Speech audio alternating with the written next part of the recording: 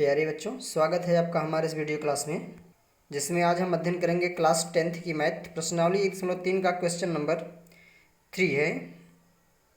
और ये बहुत ही इम्पॉर्टेंट क्वेश्चन है परीक्षा की दृष्टि से। आपके एग्जाम में इस टाइप का क्वेश्चन कोई ना कोई तो एक आएगा ही आएगा, सिद्ध करने के लिए कि सिद्ध कीजिए कि ये अपरिमेय संख्या है, इस टाइप का। ठीक है, इसलिए बहुत इंपॉर्टेंट है, इसको ध्यान से देखिएगा। इसका सोल्यूशन बहुत सरल है, ज़्यादा कठिन है नहीं, केवल बस ध्यान देने की बात है। देखते रहिए, समझ में आएगा। ठीक है, यहाँ दिया गया है, सिद्ध कीजिए कि निम्नलिखित संख्याएं अपरिमेय हैं। ये जो तीनों संख्याएं दी गई हैं, 1/√2, 7√5 और 6+√2, ये सब अपरिमेय संख्या है। आपको सिद्ध करना है कि क्यों, कैसे हैं। ठीक है ना, तो चलिए स्टार्ट करते हैं आज का वीडियो। पहला दिया है 1/√2। आपको प्रूफ करना है कि ये अपरिमेय है। हमको सिद्ध करना है अपरिमेय, तो जस्ट इसको मान लेंगे कि माना एक ये अपरिमेय संख्या है। जो कहे रहेगा अपरिमेय सिद्ध करना है तो परिमेय मानेंगे। ठीक है, तो यहाँ लिखेंगे माना 1/√2 एक परिमेय संख्या है। इसको हम मान लेंगे, हमको सिद्ध करना है अपरिमेय और मानेंगे क्या, परिमेय। जस्ट उल्टा मानना है, ये चीज़ याद रखना। ठीक है, अगर ये परिमेय है तो इसको हम P/Q के रूप में ले सकते हैं, मतलब P/Q के बराबर लिख सकते हैं। यहाँ लिखेंगे इसलिए 1/√2 बराबर P/Q, क्योंकि परिमेय संख्या P/Q के रूप में होती है ना, इसलिए हमने इसको P/Q के बराबर कर दिया। यहाँ पे P और Q क्या होगा, यहाँ लिखेंगे जहाँ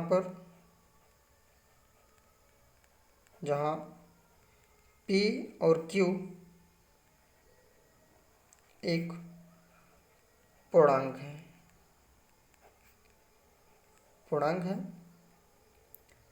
और Q is not equal to 0, Q का मान 0 के बराबर नहीं होगा।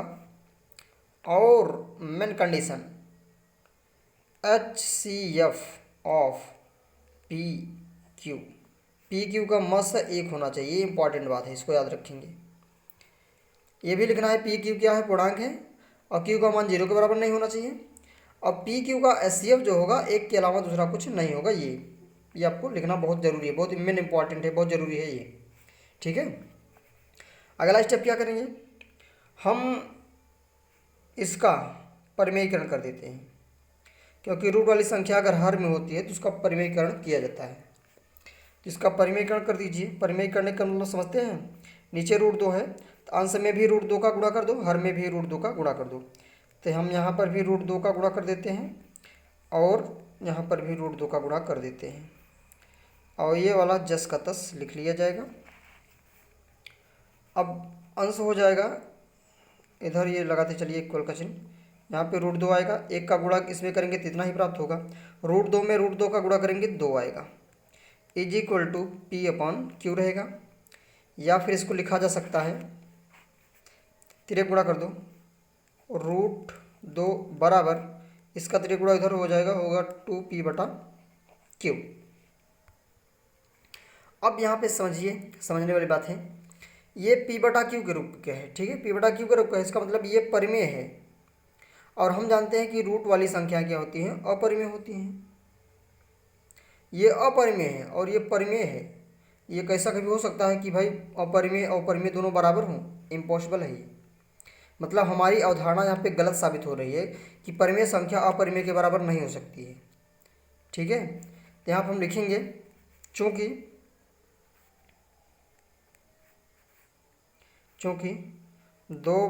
2P/Q एक परिमेय संख्या है, परिमेय संख्या है, लेकिन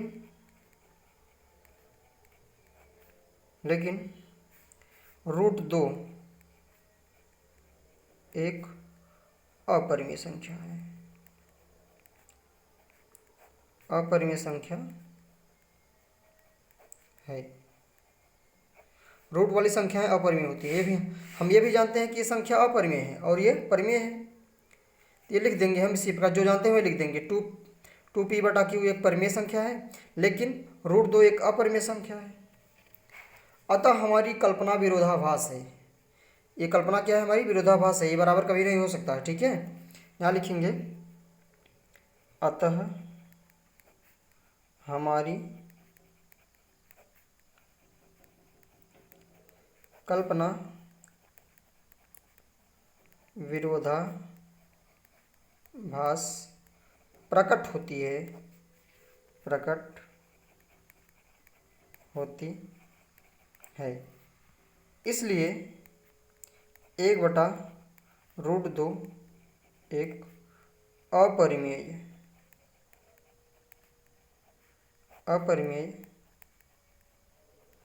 संख्या है। यही हमारा प्रूव्ड हो गया, यही हमको सिद्ध करना था, हमने प्रूव कर दिया। ठीक है, इस प्रकार से आपका क्वेश्चन नंबर फर्स्ट कंप्लीट हो गया। कुछ नहीं आपको करना है कि मान लेना है, हमको अपरिमेय सिद्ध करना है। इसको मान लेंगे परिमेय के बराबर, मान लेंगे कि 1/√2 एक परिमेय संख्या है। अगर परिमेय संख्या है तो इसको हम p बटा क्यू के बराबर लिख सकते हैं, जहाँ पे p और q पूर्णांक होगा और q का मान 0 के बराबर नहीं होता, ये आप जानते हैं। मेन इंपॉर्टेंट बात यह है कि इन दोनों का मास कितना होना चाहिए? 1 होना चाहिए, ये भी याद रखें। अब इसके बाद क्या करेंगे? इसका हम परिमेयीकरण कर देंगे। परिमेयीकरण हमको ये प्राप्त होगा। उसके बाद तिर्यक गुणा करके रूट वाले नंबर को एक तरफ कर लेंगे और बगैर रूट वाले को एक तरफ कर देंगे और फिर लिख देंगे कि भाई ये संख्या विदाउट रूट वाली परिमेय है और रूट वाली संख्या अपरिमेय है, इसलिए हमारी कल्पना विरोधाभास प्रकट होती है, अतः ये अपरिमेय संख्या है। लिख देंगे, क्वेश्चन आपका परफेक्ट बन जाएगा। ठीक है, अब हम करते हैं सेकंड पार्ट इसका। सेकंड क्या था? 7√5, ये भी सिद्ध करना है हमको, ये भी कर देते हैं।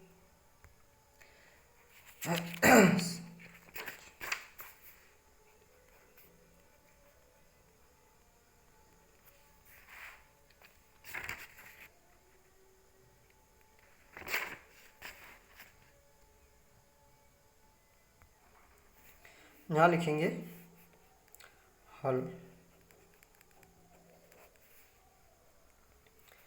माना, सेम जैसे कि ऐसे मुझसे करते आएंगे। माना 7√5 एक परिमेय संख्या है। परिमेय संख्या है तो इसको हम क्या ले सकते हैं? 7√5 इज इक्वल टू p बटा क्यू।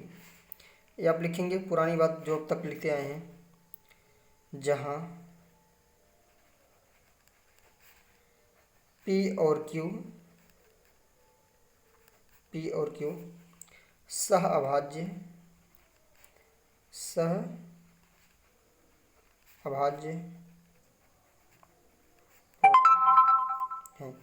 देखिए, सहभाज्य पूर्णांक लिख देंगे, इसका मतलब हो गया कि पी क्यू पूर्णांक है और इसका मास 1 है।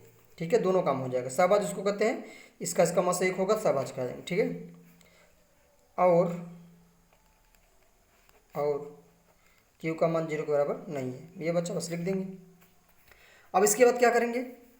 अब देखिए आपको मेन कंसेप्ट यही रखना है कि रूट वाले को एक तरफ, बिना रूट वाले को एक तरफ करना है। तो यहाँ पे रूट वाले को एक तरफ कर दो, यहाँ लिखेंगे √5 इज इक्वल टू p बटा ये वाला 7 को ट्रांसफर कर इधर चला है 7 क्यू हो जाएगा। अब देखो ये हो जाएगा परिमेय, ये हो गया अपरिमेय पिछले जैसे। अब लिखेंगे चूंकि p बटा 7 क्यू एक परिमेय संख्या है,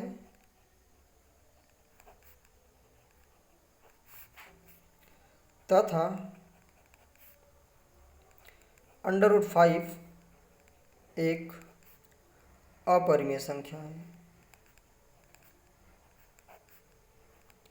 अपरिमेय संख्या है।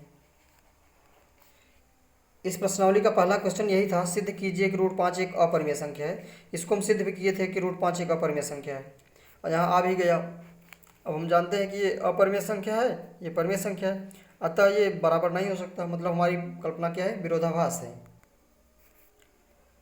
अतः हमारी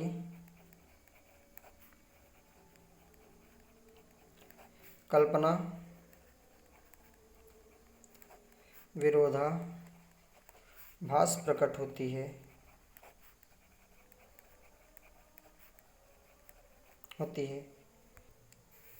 इसलिए क्वेश्चन क्या था, 7√5 एक अपरिमेय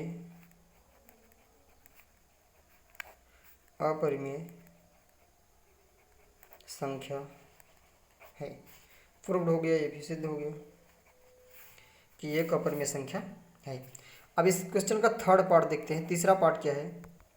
तीसरा पार्ट था 6 + √2। सेम ऐसे ये भी करना है, कर लीजिए। पहले लिखेंगे माना 6 + √2 एक परिमेय संख्या है, मान लेंगे। अब परिमेय है तो इसको p/q के बराबर लिखो। p + √2 बराबर लिखेंगे p/q, और यहाँ ब्रैकेट में लिखेंगे, यही चीज़ लिख दीजिएगा आप लोग, यही जो यहाँ पर लिखा है, जहाँ p और q सहभाज्य पूर्णांक है और q बराबर 0 नहीं है, यही चीज़ यहाँ पर भी लिख दीजिएगा, ठीक है। अब इसका क्रॉस मल्टीप्लाई मत करिएगा, कठिन हो जाएगा। ऐसे देखिए, आपको रूट को एक तरफ करना है, बिगर रूट वाले को एक तरफ करना है, तो √2 को इधर रहने दो। अब p/q है, ये इधर प्लस का 6 है, ये जब इधर जाएगा तो -6 हो जाएगा। ये आप जानते हैं पक्षांतर करना। √2 बराबर p- इसका गुणा इसमें कर देंगे, हो जाएगा 6q/, इस तरीके से। अब देखिए फिर से वही बात, अब p/q के रूप में, ये p हो गया, पूरा p हो गया, ये q हो गया। अच्छा, ये गलत हो गया, अब नीचे q था तो नीचे q ही रहेगा इतना। ये है, इसका गुणा इसमें करेंगे 6q होगा, नीचे q हो जाएगा। अब देखो p/q, ये पूरा p हो गया, पूरा q हो गया। अब ये p/q के रूप का हो गया, मतलब ये परिमेय है, ये अपरिमेय है। फिर से वही बकवास लिख देंगे जो अब तो लिखते आए हैं, पूरा खटकरम लिखेंगे। चूँकि p- ध्यान दीजिएगा, p - 6q/q एक परिमेय संख्या है, लेकिन ये √2 क्या है? √2 अपरिमेय है, अपरिमेय संख्या है। अतः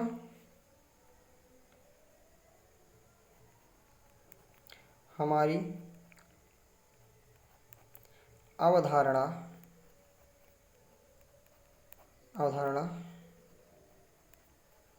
विरोधाभास प्रकट होती है। इसलिए क्या लिखेंगे? इसलिए 6 + √2 एक अपरिमेय संख्या है। इसलिए 6 + √2 एक